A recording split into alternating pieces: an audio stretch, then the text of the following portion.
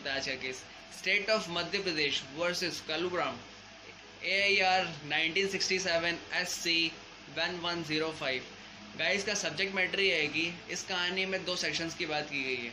Section 83 of Indian forest act और 141 of Indian contract act. इसमें ये है गाइस, इस केस के दौरान ये डिसाइड हुआ कि जो हमारे क्राइटर है वो अपने पॉजिटिव एक्शन के तौर पे भी पैसा वसूल सकती है और अपने इन एक्शन के तरीके से भी पैसा वसूल सकती है। अब इसको मैं ये कह सकते हैं आपकी जो डीड तैयार होती है और जो सेक्शन 83 है उसमें यह दिया हुआ है कि अगर जो अमाउंट पहला दिया हुआ है, फर्स्ट चार्ज में जो अमाउंट दिया हुआ है वो एक फर्स्ट अमाउंट है, फर्स्ट चार्ज है, पर उस प्रॉपर्टी में तब भी फॉरेस्ट ऑफिसर का अधिकार रहेगा। सेकंड में ये दिया हुआ है कि वो जो अमाउंट उसको लेना रहता है पार्टी से, वो ऑक्शन के दौरान सार्वजनिक बोलियां लगवा के वो पैसा सामान बेच के वसूल सकता है और उसका अधिकार तब भी वहाँ बना रहेगा, कब्जा बना रहेगा जब तक वो अपना पैसा वहाँ से वसूल नहीं लेता। तीसरे पॉइंट में दिया होगा इस जो भी सरप्लस मतलब वसूलने से ज़्यादा अमाउंट अगर निकल आता है तो 2 महीने के अंतराल में जिस पार्टी ने धोखा दिया है वो भाग गई है, वो आकर क्लेम करें उस चीज़ के प्रति तो वो पैसा वसूल सकती है। अदरवाइज गवर्नमेंट में वो जो अमाउंट है समा जाएगा, फॉरफिट हो जाएगा।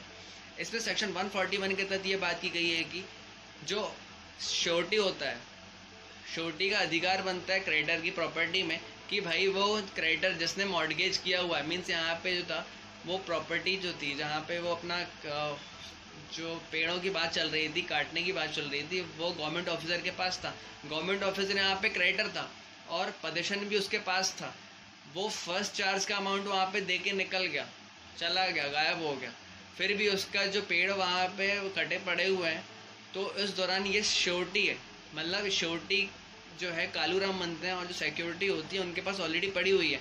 तो यहाँ पे एक केस डिसाइड करता है कि वो बंदा भाग के फर्स्ट चार्ज दिया उसने, अगर वो काम करता है तो भी वो क्रेडिटर का पैसा लौटा सकता है और नहीं देगा, नहीं लौटाता है पैसा तो जो उसका ऑलरेडी जो पेड़ कटे पड़े हुए हैं जो काटने हैं, उससे फॉरेस्ट ऑफिसर उसे बेच के उससे पैसा वसूल सकती है। तो ये इस केस में डिसाइड हुआ और इसमें आगे चलते हैं।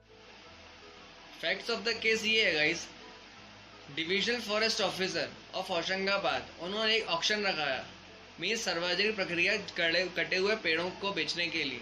तो गाइस होता ही हुआ है, वो डेट होती है 27/1954, खेप नंबर 66, देखना रांगी सोनी।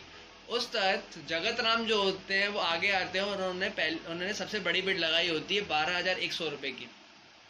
इस तहत गाइस उन्हें 4 इंस्टॉलमेंट में अमाउंट देना होता है जो कि बनता है 3,025 रुपये। जो पहला अमाउंट देना होता है वो तुरंत देना होता है, बाकी के 3 अमाउंट जो है उनको डेट बन जाती है। जो पहला अमाउंट वो देते हैं वो 28/7/1954 को देते हैं, मीन्स उसके 8वें दिन पे। और जो बाकी उनको देना रहता है वो बनती है डेट 1/12/1954, सेकेंड बनती है 1/2/1955 और थर्ड बनती है 1/5/1955। इस तरह के 3 डेट्स में उनको अमाउंट और देना होता है। ये जो डेट्स होती हैं बनती हैं फेवर ऑफ MP गवर्नर के टर्म्स एंड कंडीशन पे सारी चीज़ होती हैं, उस चीज़ पे साइन करते हैं। और जो श्योरिटी बनते हैं नाथूराम और कालूराम, इस तहत ये श्योरिटी बन जाते हैं, इन्हें गारंटी ले ली होती है। होता ही होगा जो जगत राम होते हैं उनने बहुत ज़्यादा ही अमाउंट में उस चीज़ को बेच दिया होता है, मतलब ऑलमोस्ट सारा बेच दिया होता है और उनने इंस्टॉलमेंट चुकाई नहीं होती है। इस तहत गाइस जो कालूराम होते हैं, गवर्नमेंट जो होती है इनका गला पकड़ती है, बोलती है भाई आप बकाया दो। वो तो चंपत हो गए, आप बकाया दो और आपसे हम पैसा वसूल लेंगे जो हमारे लैंड रेवेन्यू का निकलता है। कालूराम जी जैसे तंग आ चुके थे, अब वो करें क्या? उनके पास एक लास्ट ऑप्शन था, उन्होंने ट्रायल कोर्ट में सूट लगाया एडिशनल डिस्ट्रिक्ट जज के पास स्टेट गवर्नमेंट के खिलाफ। उन्होंने अपनी बात रही कि मैं लायबल नहीं हूँ उस चीज़ के लिए, बिकॉज ये सारा जो मुद्दा है इसमें जगत राम ही मेन कॉन्ट्रैक्टर है और अगर मैं श्योरिटी था और वो सेकंड इंस्टॉलमेंट थर्ड इंस्टॉलमेंट नहीं दे पा रहा था, नहीं दे रहा था और उसने सारा सामान बेच लिया, मतलब जो सारी लकड़ी सारे जो पेड़ थे उसे बेच ले, तो उस टाइम फॉरेस्ट ऑफिसर क्या कर रहा था? ये सेक्शन 82 और 83 के अंदर दिया हुआ है, जब तक उसको पैसा नहीं मिलता तो उसके लिए जो है फॉरेस्ट ऑफिसर लायबल रहेगा, सारा पोजीशन सारा रिकवरी के लिए वो देख सकता है। और वो उसमें ये भी दिया हुआ है कि अगर वो पैसा नहीं निकलता है तो फॉरेस्ट ऑफिसर वहाँ से पैसा निकाल सकता है। तो वो कॉन्ट्रैक्टर ने इतना सब कुछ कर लिया और वो बंदे जो फॉरेस्ट ऑफिसर वो क्या कर रहे थे, ये उनकी नेग्लिजेंस है कि उन्होंने उस चीज़ को ध्यान नहीं रखा। उस सिक्योरिटी जो पेड़ जो वहाँ पे कटे हुए थे पेड़, उस चीज़ पे उनकी सिक्योरिटी का जो अधिकार था उसने कैसे खो दिया, ये उनकी लापरवाही है। तो इसके तहत अगर वो नहीं भी दे रहा था तो उसको मना करना चाहिए था, आपको रोकना चाहिए था और मुझे बताना चाहिए था कि मैं उस चीज़ को फिर बेचूं अपने तरीके से और पैसा निकाल के दूं। जब आपने मुझे यही भी नहीं बताया तो उसमें मेरा रोल कॉल कैसे हो गया और मैं ऐसे बीच में कैसे आ जाऊँ और आप मुझसे कैसे पैसा वसूल सकते हो। तो इस चीज़ को ट्रायल कोर्ट ने सुनने के बाद उनको केस से बरी कर दिया, उनको डिसमिस कर दिया और उनको डिस्चार्ज कर दिया और कहा कि मेन जो है आपको पैसा वसूलना है तो जगत राम से पैसा वसूलना है। तो इसके बाद हुआ यूँ गाइस कि वो पहुंचते हैं हाई कोर्ट। हाई कोर्ट में उन्होंने अपील लगाई, स्टेट गवर्नमेंट ने ये कहा कि भाई हम तो इससे पैसा वसूलेंगे क्योंकि जगत जो ये जो हमारा श्योरिटी है।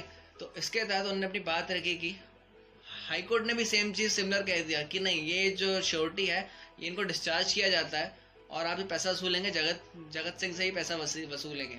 इसके बाद होता ही होगा गाइस, अब ये पहुंचते हैं सुप्रीम कोर्ट। सुप्रीम कोर्ट ने इन्होंने स्पेशल अपील लगाई, उन्होंने फिर से यही बात रखी अपनी। तो जो सुप्रीम कोर्ट है उन्होंने इस चीज़ को ऑब्जर्व किया और सेक्शन 82 और 83 के अंदर बिल्कुल डीपली स्टडी करने के बाद कहा कि जो फॉरेस्ट ऑफिसर है इसका अधिकार बनता है, अगर फर्स्ट चार्ज अमाउंट उसे मिलता है तो उसके बाकी का अमाउंट तक उसका पूरा पोजेशन, उसका पूरा रिकवरी का अधिकार रहता है, उस पर वो देख रेख कर सकता है। और अगर जब तक उसे पैसा नहीं मिलता उन चीज़ों पे वो बाउंड रह के उन चीज़ों का पैसा वसूलने तक उसकी जिम्मेदारी होती है। और अगर पैसा नहीं निकलता तो सार्वजनिक तरीके से बोलियां लगवा के उस पेड़ों को बेच के, उस सामान को बेच के अपना पैसा वसूल सकता है। तो इसके तहत जो है यहाँ पे अब फॉरेस्ट ऑफिसर की लापरवाही है कि उसने सामान को अपने आंखों के सामने बेचते हुए देखा, उसने लापरवाही करी, पैसा नहीं मांगा, उसे याद नहीं दिलाया, ना दोहराया वो क्या कर रहा था उस टाइम पे, उसकी लापरवाही है।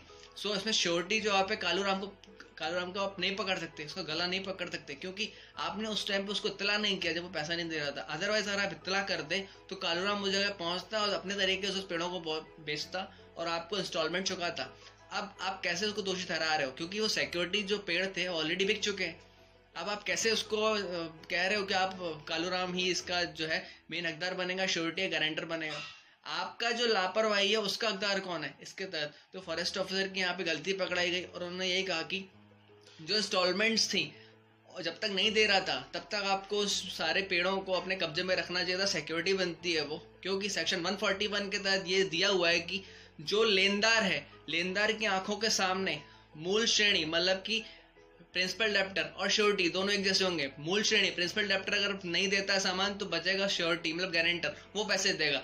अगर उसका जो सिक्योरिटी मतलब प्रिंसिपल डेप्टर की सिक्योरिटी रखी हुई है सामने तो वो श्योरिटी की भी सिक्योरिटी कहलाएगी जब तक वो जो डीड है, कॉन्ट्रैक्ट है, तब जब तक चल रहा है। अदरवाइज अगर प्रिंसिपल डेप्टर निकल गया और उसकी सिक्योरिटी भी जो दी हुई है वो भी निकल गई तो बचा क्या? कुछ नहीं। तो यहाँ पे जो हुआ कि ये केस यहाँ पे खत्म होता है गाइस।